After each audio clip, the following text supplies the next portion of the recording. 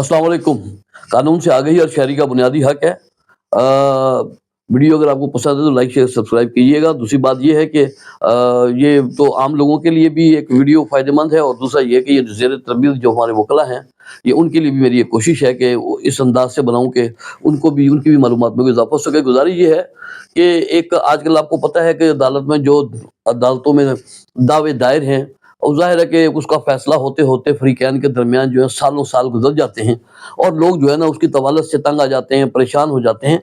तो कई दफ़ा ऐसा होता है बहुत सारे लोगों का कि अगर उसका कोई सिविल दावा है, कोई ऐसी जायदाद का मसला है, तो बाज़ दफ़ा फ़रीक़ैन अगर ये समझते हैं कि कोई ऐसा एक बंदा मौजूद है कि जो उनके दरमियान एक फ़ैसला करा सकता है, और दोनों उसके ऊपर यकीन कर सकते हैं, भरोसा कर सकते हैं, और उस पर उनको एतबार है।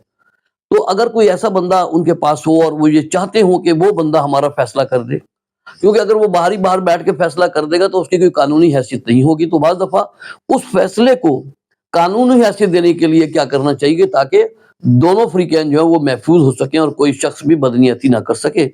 तो इसके लिए कानून में जो एक रास्ता मौजूद है कि अगर उनके दरमियान कोई ऐसा मुकदमा जो है वो किसी अदालत में ज़ेर समाअत है, तो वो अदालत के अंदर जो है कोई फ़रीक जो है एक दरख्वास्त देगा कि इस तरीके से ये मुकदमा जो है ना हमारा अदालत में ज़ेर समाअत है, जिसके अंदर हमारा ये मामला है।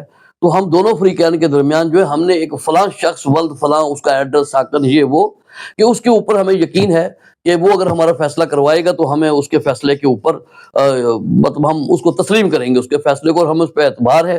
तो उस बंदे को जो है इसको अदालत जो है ना वो सालिस मुकर्रर कर दे, रेफ़री जिसे कहते हैं, तो वो मुकर्रर कर दे।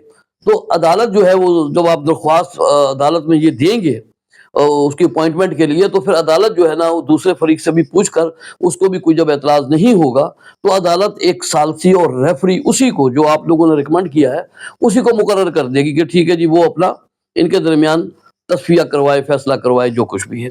उसके बाद जब अदालत के ज़रिए से वो मुकर्रर हो जाएगा, तो वो शख्स जो है वो दोनों फ़रीक़ैन को सुनेगा और उनके दरमियान जो भी तनाज़ा है उसको हल करेगा। फिर उसके मुताबिक अदालत के अंदर आकर अपना बयान देगा कि जी ये फ़ैसला मैंने इनके दरमियान करवाया है, और ये जो है वो बयान देगा या तहरीरी फ़ैसला देगा, तो उसको कानूनी हैसियत हासिल हो जाएगी फ़ैसले को, और दोनों फ़रीक़ैन उसके फिर पाबंद भी हो जाएंगे। तो ये जो दरख्वास्त है वो आपने ज़ेर दफ़ा जो है सालसी की या रेफरी की जो दरख्वास्त है, ये ज़ेर दफ़ा 89A CPC ज़ाब्ता दीवानी के तहत आप अदालत में देंगे।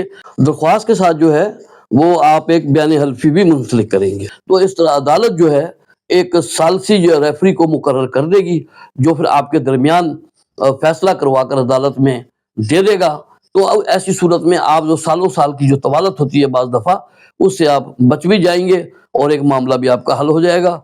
ये एक छोटी सी गुजारिश थी कि ताकि नौजवान वकला के भी काम आ सके। अस्सलाम वालेकुम।